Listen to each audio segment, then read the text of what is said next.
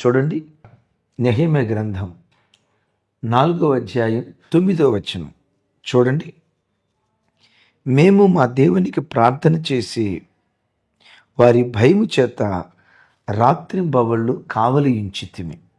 విన్నారా? నెహెమ్యా తన అనుచరగణంతో పడిపోయిన ప్రాకారాలు తిరిగి నిర్మిస్తూ ఉంటే సన్బల్టు, టోబియా ఇంకా కొంతమంది శత్రువులు విరోధంగా అతనికి కార్యాలు చేయటానికి సిద్ధపడి వచ్చారు. శత్రువులు వచ్చారన్న వార్త విని నెహెమ్యా ఏం చేశాడు అంటాడు, మేము మా దేవునికి ప్రార్థన చేసి నంబర్ 1 రాత్రింబవళ్ళు కావలి వారిని ఉంచాం. నంబర్ 2 పని చేశాం. నంబర్ 3 మిమ్మల్ని ఒక మాట అడుగుతాను, పని ముందుందా ప్రార్థన ముందుందా? ప్రార్థన కదా. నెహెమ్యా పని చేయక మునుపు, పహారా కాయక మునుపు ప్రార్థన చేశాడు. ఎందుకో తెలుసా? చేసే ప్రతి పని ఫలభరితంగా మార్చబడాలంటే ఏ పనైనా ప్రార్థనతో ప్రారంభించాలి. నీ తెలివితేటలతో ప్రారంభిస్తే అద్భుతాలు చూడలేవు. నీ జ్ఞానంతో ప్రారంభిస్తే దేవుని మహత్కార్యాలు చూడలేవు. నీ దైనందిన జీవితంలో దేవుని మహత్కార్యాల వేదికగా నిన్ను మార్చేది ప్రార్థనా వేదిక తప్ప ఇంకేది నేను ఆ రీతిగా నిలవబెట్టగలదు? ఇక్కడ ఒక విలువైన మాట చెప్తాను. నెహెమ్యా ఇక్కడ ప్రార్థన చేశాడు అంటే ఇంతకుముందు ప్రార్థన చేయలేదా? 4వ అధ్యాయం 3వ వచనంలో ప్రార్థన చేశాడు. మొదటి అధ్యాయం అంతా ప్రార్థనే. 2వ అధ్యాయంలో కూడా రాజు నీకేం కావాలని అడిగినప్పుడు అక్కడ ప్రార్థన చేశాడు. మరలా ఇక్కడ ప్రార్థన చేస్తున్నాడు. నెహెమ్యా ఆధ్యాత్మిక జీవితంలో అడుగడుగున అడుగడుగున అడుగడుగున అనుక్షణం ప్రార్థిస్తూ ఉన్నాడు. తమ్ముడు, నిన్న చేసే కదా ప్రార్థన, ఈరోజు ఎందుకులే వాయిదా వేస్తున్నావా? ప్రతిరోజు ఇంత ప్రార్థన అవసరమా? అడుగడుగున ఇలా ప్రార్థన చేయాలా? మరీ ఇంత ప్రార్థన అతి కాకపోతే అన్నట్లుగా అనుకుంటున్నావా? మరి నెహెమ్యా గవర్నర్ అయి ఉండి ఎందుకు అలా ప్రార్థన చేశాడు? నెహెమ్యా ఎరిగాడు, ప్రార్థన ఎక్కడ జరుగుతుందో ప్రార్థన వేదిక అద్భుతాల వేదికగా దేవుడు మారుస్తాడు అని ఎరిగాడు. నెహెమ్యా గ్రంథం మొదటి అధ్యాయం ప్రార్థనతో ప్రారంభించబడింది. మొదటి అధ్యాయాన్ని ప్రార్థనా అధ్యాయం అంటారు. విన్నారా? 2వ అధ్యాయాన్ని ప్రార్థనకు జవాబు ఇచ్చిన అధ్యాయం. మొదటి అధ్యాయం ప్రార్థన, 2వ అధ్యాయం జవాబు. నీవు అనుభవిస్తున్న ఏ సమస్యకైనా జవాబు ప్రార్థన పక్కనే ఉంటుంది, మర్చిపోకు. ప్రార్థన ప్రక్కనే నీ సమస్యకు జవాబు, పరిష్కారాన్ని దేవుడు సిద్ధపరిచి ఉంచుతాడు. అద్భుతాల వేదికను సిద్ధపరిచి ఉంచుతాడని ప్రతి అరుణోదయపు దినం తమ్ముడు, చెల్లి ప్రార్థించడం మానకు. ప్రతి రాత్రి కుటుంబ ప్రార్థన చేసుకోవటం మానకు. ఈ 2 సందర్భాల్లోనే కాదు, అడుగడుగున అనుక్షణం ప్రతి క్షణం దేవుని సన్నిధిలోనూ ప్రార్థించేవాడిగా ఉండి ప్రార్థనతో ఏ పనైనా ప్రారంభించు. విజయాల వేదికగా దేవుడు నిన్ను మారుస్తాడు. క్రొత్త నిబంధనలో అపోస్తుడైన పౌలు వారి లాంటి విజయవీరుడు ఎవరున్నారు? పౌలే ఒక విజయాల వేదిక. ఎందుకంత విజయాల వేదిక అయ్యాడో ఓ దివ్యమైన మాట గుర్తుకు తెస్తా. అపోస్తుల కార్యం 13వ అధ్యాయం చూడండి ఒకసారి. అపోస్తుల కార్యం 13వ అధ్యాయం 2-3 వచనాలు. వారు ప్రభువును సేవించుచు ఉపవాసము చేయుచుండగా పరిశుద్ధాత్మ, నేను బర్నబాను సౌలును పిలిచిన పని కొరకు వారిని నాకు ప్రత్యేకపరచుడని వారితో చెప్పాను. అంతటా వారు ఉపవాసం ఉండి ప్రార్థన చేసి వారి మీద చేతులుంచి వారిని పంపిరి. విన్నారా? అపోస్తులైన పౌలు వారు, బర్నబా ఇంకా కొంతమంది అంతియోకయ సంఘంలో ప్రార్థన చేస్తున్నారు. ఎలా? ఉపవాసం ఉండి ప్రార్థన చేస్తున్నారు. ఆ ఉపవాస ప్రార్థన మధ్యలో పరిశుద్ధాత్మ దేవుడు మాట్లాడారు. సౌలును బర్నబాను పిలిచిన పని కొరకు ప్రత్యేకించండి. తమ్ముడు చెల్లి, ఉపవసించి ప్రార్థన చేయి. ఉపవాస ప్రార్థన జరిగే చోట పరిశుద్ధాత్మ స్వరం వినబడుతుంది. దేవుని చిత్తం బయలుపరచబడుతుంది. నీ మీద, నీ పిల్లల మీద దేవుని కొన్న సంకల్పం రివీల్ అవ్వటానికి ఉపవాస ప్రార్థన వేదిక దీనికి కారణమవుతుంది. సరే, ఉపవాస ప్రార్థన దినాన ఆత్మదేవుడు మాట్లాడాడు, పౌలును బర్నబాను ప్రత్యేకించి మిషనరీలుగా పంపించండి అని. ఇది 2వ వచనం కదా. 3వ వచనంలో ఏమని రాసి ఉంటుంది? అంతటా వారు ఉపవాసం ఉండి ప్రార్థన చేసి వారి తలల మీద చేతులుంచి వారిని పంపిరి. అరే, 2వ అధ్యాయంలో ఆల్రెడీ ఉపవాసం ఉన్నారుగా. 2వ వచనంలో ఆల్రెడీ ఉపవాసం ఉన్నారుగా. మరలా 3వ వచనంలో ఉపవాసం ఎందుకు? మరలా 3వ వచనంలో ఎందుకు ప్రార్థన? అదే, అడుగడుగున వాళ్ళు ప్రార్థన చేశారు. 3వ వచనంలో 2వది ఎందుకు ప్రార్థన అక్కడ చేశారో తెలుసా? ఇప్పుడు మిషనరీలుగా పని నిమిత్తం వెళ్ళబోతున్నారు. చేయబోయే పని ఫలభరితంగా మారాలంటే ప్రార్థనతో ప్రతి పని ప్రారంభించబడాలి. తమ్ముడు, అర్థమైంది కదా? అద్భుతాల వేదిక ప్రార్థనతో ప్రారంభించడం. 2వది, వీళ్ళు మరింత ప్రార్థన చేశారు కదా. మేము మా దేవునికి ప్రార్థన చేసిన వీళ్ళు హాయిగా నిద్రపోవచ్చు కదా. ఒక మాట, ఇక దేవుని సన్నిధిలో ప్రార్థన చేసిన తర్వాత గాబ్రియేలు, మిఖాయేలు, కెరూబులు, శరాపులు మా చుట్టూతో కావలా ఉంటారు, మేము గొరకలు పెట్టి నిద్రపోవచ్చు అని నిద్రపోవచ్చుగా. ఇక్కడ ఏమని రాసి ఉంటుందో తెలుసా? మేము రాత్రింబవళ్ళు కావలి కాసితిమి, కావలి వారి నుంచి తిమి. పహారా. దేవుని పిల్లరా, ప్రార్థనే, జాగ్రత్తే. ప్రార్థనే, పహారే.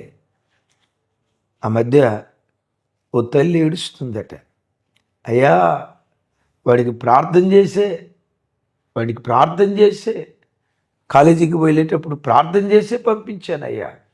బైక్ యాక్సిడెంట్ అయిందయ్యా, దెబ్బ తగిలిందయ్యా, ఎక్కడో ఫ్రాక్చర్ అంటున్నారయ్యా. అసలు ఆ బండి కూడా ప్రార్థన చేసిన బండి అయ్యా. పాస్టర్ గారు ప్రార్థన చేశారు. ద గ్రేట్ రెవరెండ్ బిషప్ పోపు పెద్ద పాస్టర్ గారు ప్రార్థన చేశారు. ఆ పెద్ద పాస్టర్ గారు ప్రార్థన చేసిన బండికి యాక్సిడెంట్ అయిందయ్యా. ఈరోజు పిల్లలు కాలేజీకి వెళ్ళేటప్పుడు కూడా ప్రార్థన చేసి పంపించానయ్యా. ఓ తల్లి అమాయకంగా అందట, అయ్యగారు ప్రార్థన చేశారు, ఏమైపోయింది ప్రార్థన? నేను ప్రార్థన చేశాను, ఏమైపోయింది ప్రార్థన? ఎంత ప్రార్థనలు జరిగితే యాక్సిడెంట్ ఎందుకు అయింది అని అంటే, ఈలోపు ఎవరో అడిగారట, బాబు ఇంతకీ ఎంత స్పీడ్ వెళ్ళాడమ్మా? ఎంతండి? 70. కారు మీద, 2 వీలర్ మీద 70 స్పీడ్తో వెళ్ళాడట. ఎందుకు ప్రమాదం జరిగింది? అసలు మనం ఎన్ని జాగ్రత్తలు తీసుకున్నా స్లోగా వెళ్తున్న ప్రమాదం జరిగే కాలంలో 70 స్పీడ్ మీద వెళ్ళాడంటే ఆ బిడ్డకి ఏమీ లేదని జాగ్రత్త లేదు. విన్నారా? నీ పిల్లల్ని ప్రార్థన చేసి పంపిస్తున్నావు. ప్రార్థన చేసి పంపిస్తున్న నీ జీవితంలో నీ పిల్లలు ఎవరితో స్నేహం చేస్తున్నారు? పహారా కాయాలి. నీ పిల్లల స్నేహాలు ఎవరితో? జాగ్రత్త తీసుకోవాలి. నీ పిల్లల హెయిర్ స్టైల్ ఎలా ఉంది? డ్రెస్ సెన్స్ ఎలా ఉంది? కాలేజీకి వెళ్ళేటప్పుడు ఎట్లా మేకప్ అయి వెళ్తున్నారు? కాలేజీ నుంచి వచ్చేటప్పుడు ఎవరితో కలిసి తిరుగుతున్నారు? ప్రతి తల్లి తన పిల్లల నిమిత్తం పహారా కాయాలి. ప్రార్థన చేసావు, ఇక ప్రార్థన చేసి అయిపోయింది, దేవుడే చూసుకుంటాడు. దేవుడు చూసుకుంటాడు, నో డౌట్. కానీ నీ జాగ్రత్త నువ్వు తీసుకోవాలి. అందుకని అంటాడు బైబిల్లో ఒక తల్లిని గురించి, ఆ తల్లి తన ఇంటి వారి నడతలన్నీ బాగుగా కనిపెట్టిందట. విన్నారా? తన ఇంటి వారి నడతలు బాగుగా కనిపెట్టిందట. తమ్ముడు, చెల్లి, నీ ఇల్లు ఒక అద్భుతాల వేదికగా మార్చబడాలంటే నీ భర్త నడక జాగ్రత్తగా కనిపెట్టాలి. నీ పిల్లల నడక జాగ్రత్తగా కనిపెట్టాలి. వారిలో తప్పేదైనా కనపడితే నొప్పించేటట్లుగా కాదు కానీ ఒప్పించేటట్లుగా వాళ్ళతో మాట్లాడాలి. ఆ మధ్య ఒక అద్భుతమైన సమాచారం నేను విన్నాను. ఓ సందర్భంలో అమెరికా దేశానికి బాక్సర్ మహమ్మద్ అలీ తను వెళ్తే తాను అక్కడ ఉన్న వార్త ఆ దేశంలో ఉన్న మహమ్మద్ అలీ కుమార్తెలిద్దరూ తెలుసుకొని నాన్నను చూద్దామని వెళ్ళారు. కాస్తంత అశ్లీలమైన వస్త్రధారణ, శరీర సౌష్ఠవం బయట కనపడేటట్లుగా ఆ వస్త్రధారణతో తండ్రి దగ్గరికి వెళ్ళారట. ఈ పిల్లలకి ఎలా చెప్తే రిసీవ్ చేసుకుంటారు? హృదయాలు ఏమన్నా గాయపరచబడతాయేమో, నేను ఎలా మాట్లాడితే బాగుంటుంది ఆలోచించి ఇలా అన్నాడట, అమ్మా ఈ ఫోన్ ఖరీదు ఎంత? 2.5 లక్షల రూపాయలు డాడీ. ఈ ఫోన్ సెక్యూర్డ్గా ఉండాలంటే, దీనికి ప్రొటెక్షన్ ఉండాలంటే విలువైన ఈ ఫోన్కి కవర్ వేస్తే ప్రొటెక్షన్ ఉంటుందా, కవర్ తీస్తే ప్రొటెక్షన్ ఉంటుందా అని అడిగారట. డాడీ ఇది విలువైన ఫోన్ కదా డాడీ, ఏమాత్రం జారిపడిన 2.5 లక్షల ఫట్, ఈ విలువైన వస్తువు జాగ్రత్తగా ఉండాలంటే కవర్ ఉంటేనే బాగుంటుంది డాడీ అన్నారట. తర్వాత అడిగాడట మరలా, అమ్మా మీరు వచ్చేటప్పుడు ఆభరణాలు ఆర్నమెంట్స్ వేసుకొని వచ్చారు కదా, ఖరీదైన ఆభరణాలు వేసుకొని వచ్చారు కదా, ఇంటికి వెళ్ళిన తర్వాత చెప్పులు ఇడిచే చోట ఆభరణాలు విడిస్తారా, బీరువాలో దాచిపెడతారా? అదేంటి డాడీ, చెప్పులు ఇడిచే చోట ఆభరణాలు ఎట్లా పడేస్తాను డాడీ, ఇది విలువైందిగా. మరి ఏం చేస్తారమ్మా? ఈ విలువైన వాటిని బీరువాలోనే కాదు డాడీ, బీరువా లోపల లాకర్ ఉంటుంది, అక్కడ దాచిపెడతాను డాడీ. ఎందుకురా దాచిపెట్టేది? అవి విలువైనవి కదా డాడీ అని అన్నారట. వెంటనే ఆ తండ్రి అన్నాడట, ఈ ఫోన్ కంటే మన దేహం విలువైంది కాదా? బంగారు ఆభరణాల కంటే దేవుని దేవాలయంగా పిలువబడుతున్న ఈ శరీరంలో కొన్ని విలువైన అవయవాలు ఉన్నాయి. ఆ విలువైన అవయవాలను దాచిపెట్టుకోవాలా, కప్పుకోవాలా, విప్పుకోవాలా? ఫోనే కప్పుకుంటే, బంగారు ఆభరణాలే దాచిపెడితే ఈ విలువైన దేహాన్ని ఎంత జాగ్రత్తగా దాచుకోవాలి? విప్పుకోకూడదమ్మా, కప్పుకోవాలి.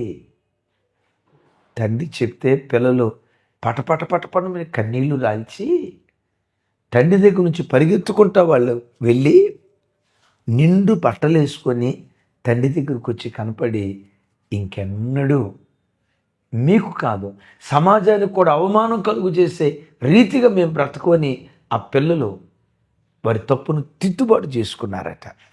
విన్నారా? ఆ తండ్రి తన పిల్లల నడతలు జాగ్రత్తగా కనిపెడుతున్నాడు. ప్రార్థన ఉండాలి. రెండవది పహారా ఉండాలి. మూడవది ఇది ఉంటే సరిపోదు, వీటితో పాటు పనే. ఒక వ్యక్తి బ్రతుకు అద్భుతాల వేదికగా మార్చబడాలంటే ఈ 3 సమపాళ్ళలో దేవుని సన్నిధిలో చేయాలి.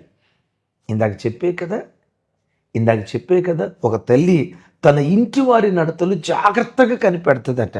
చూడండి, ఆ తల్లి గూర్చే సామెతల గ్రంథం చివరి అధ్యాయంలో ఇలా రాయబడి ఉంటుంది. చూడండి ఆ మాట.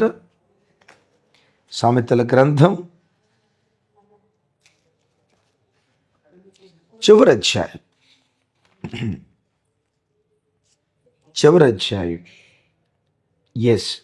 27వ వచనం. ఆమె తన ఇంటి వారి నడతలను బాగుగా కనిపెట్టును, పని చేయకుండా ఆమె భోజనం చేయదు. విన్నారా? మరొకసారి, తన ఇంటి వారి నడతలను బాగుగా కనిపెట్టును, పని చేయకుండా ఆమె భోజనము చేయదు. విన్నారా? ఏంటట? ఇంటివారి నడతలు అంటే పహారా కాస్తుంది, ఎట్ దట్ సేమ్ టైం పని చేయకుండా భోజనం చేయదు. తమ్ముడు చెల్లి ప్రార్థిస్తూ పహారా కాస్తూ నీ శక్తిలో లోపం లేకుండా, ప్రసంగి గ్రంథంలో రాసి ఉంటుంది కదా, నీ శక్తిలో లోపం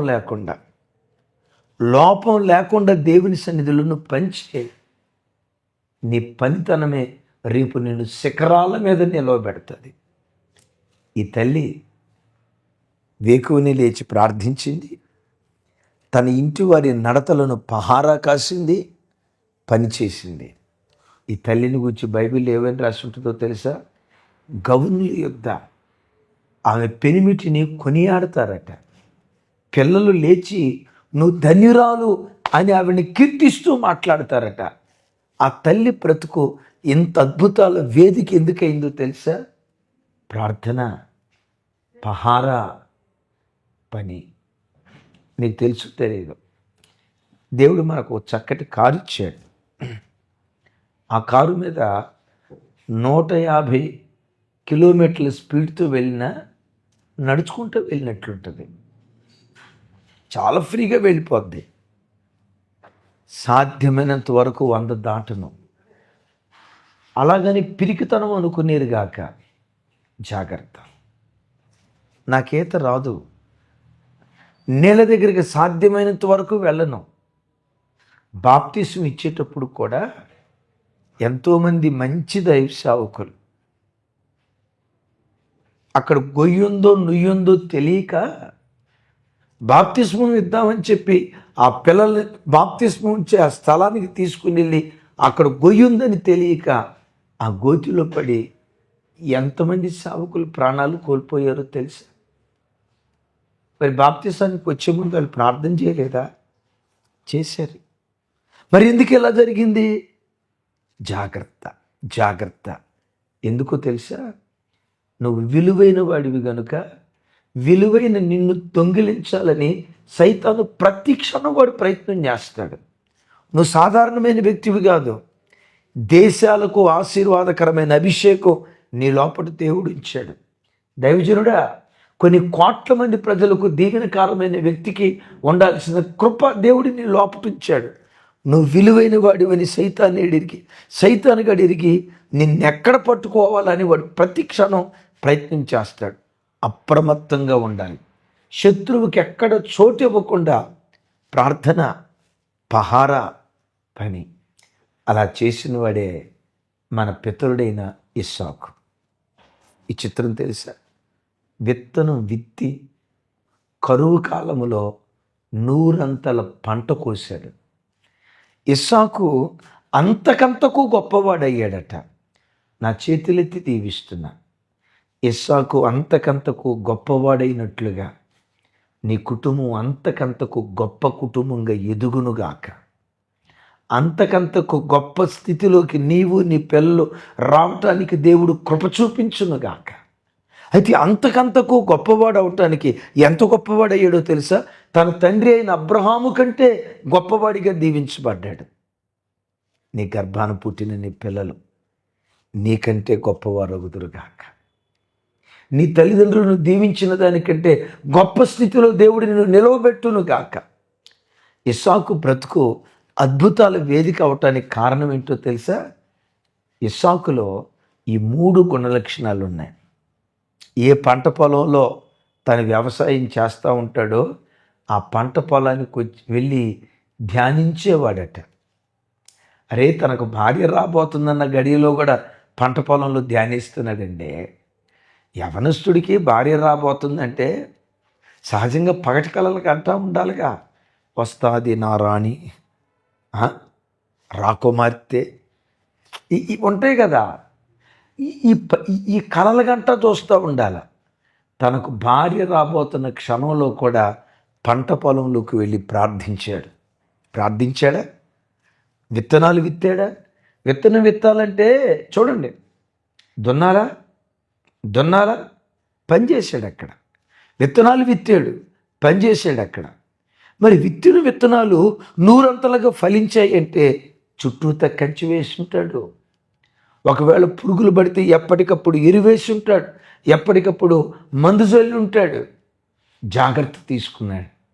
ఇస్సాకు ప్రార్థన, పంట పొలానికి పహారా పని, ఈ 3 చేశాడు. అబీమెలెకును తలదన్నే అంత స్థితిమంతుడిగా మారిపోయాడు. నువ్వెక్కడ బ్రతుకుతున్నావో నీ అధికారులను తలదన్నే అంత స్థితిమంతుడిగా నా దేవుడు నిన్ను నిలవబెట్టునుగాక. క్రైస్తవ జనమ, సోమరితనం దగ్గరకు రానివ్వద్దు. నిద్రపోతనం, తిండిపోతనం దగ్గరకు రానివ్వద్దు. ఈ 3 ఆయుధాలుగా, ఈ 3 గుణాలు ఆయుధాలుగా ధరించు.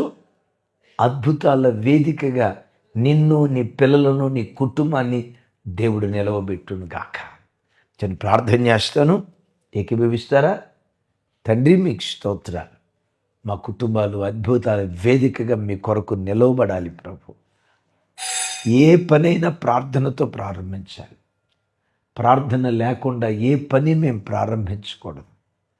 ఇంకొకసారి ప్రార్థన చేసాం చాలు లేదయ్యా. అడుగడుగున ప్రార్థించే కృప మాకు దయచేయి. అడుగడుగున మొరపెట్టే కృప మాకు దయచేయి అయ్యా. ప్రార్థించడమే కాదు, పహారా కాసే కృప దయచేయి. నమ్మకంగా పనిచేసే కృప దయచేయి. ఆ తల్లి కొనియాడబడిందే. ఈ ప్రార్థనలో ఏకీభవిస్తున్న ప్రతి తల్లి కొనియాడబడునుగాక. ఇస్సాకు 100 పంట కోసాడే, తండ్రి కంటే బహు గొప్పగా దీవించబడ్డాడే. ఈ ప్రార్థనలో పాలిభాగస్తులవుతున్న ప్రతి బిడ్డను యేసు నామం పేరిట 100 దీవెనతో అభిషేకించుదురుగాక. సమస్త ఘనత, మహిమ, ప్రభావాలు మీకే ఆరోపిస్తూ 10th క్లాస్ ఎగ్జామ్స్ ప్రారంభమయ్యాయి. పిల్లలకు గొప్ప విజయాన్ని దయచే. పిల్లలకు గొప్ప విజయాన్ని దయచే. ఇంటర్మీడియట్ రాసిన పిల్లలు, ఇంకా ఎగ్జామ్స్ రాయబోతున్న పిల్లలకు గొప్ప విజయాన్ని మీ మహిమ కొరకు దయచేసి, మా పిల్లలు ఫస్ట్ క్లాస్లో పాస్ అవటం కాదయ్యా, క్లాస్ ఫస్ట్ రావాలి. ఫస్ట్ క్లాస్లో పాస్ అవటం కాదయ్యా, స్టేట్ ర్యాంకర్స్ కావాలి. అయ్యా, వాళ్ళు స్టేట్ ర్యాంకర్స్ కావాలని ప్రార్థించేది మా పిల్లలేదో గొప్పోళ్ళని చాటి చెప్పుకోవటానికి కాదయ్యా. మేము ఆరాధించే మా దేవుడు ఎంత గొప్పవాడో, ఎంత శక్తివంతుడో మీ ఔన్నత్యం అన్య ప్రజలకు చాటి చెప్పాలి.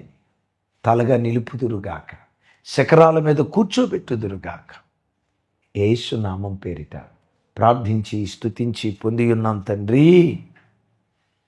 తండ్రి అయిన దేవుని ప్రేమ, కుమారుడైన యేసుక్రీస్తు వారి దివ్యకృప, పరిశుద్ధాత్మ దేవుని సహవాసం మనకు సకల పరిశుద్ధులకు సదా తోడై ఉండి నడిపించునుగాక.